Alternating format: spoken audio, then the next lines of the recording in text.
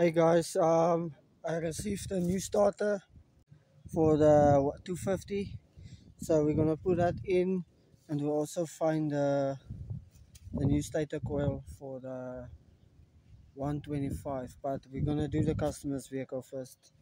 And I also bought some baking soda, some electrical tape, and some vinegar to clean the tank. So I'm gonna take off the tank first and put all the stuff in there so it can clean the tank so long, and then we're gonna put the new starter in. And we have to fix the wires and everything on this thing. So yes, yeah, this thing is filthy. But yeah, let's start. Well guys, you see all this water, it came out the tank. So this thing is,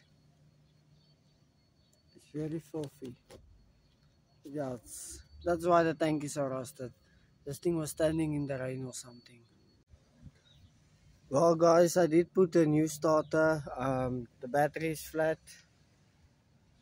So what I'm gonna do is I'm gonna continue tomorrow. I'm gonna put the battery on charge and let the tank with the vinegar sit till tomorrow.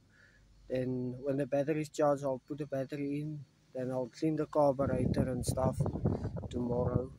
I'll catch you guys on the next one.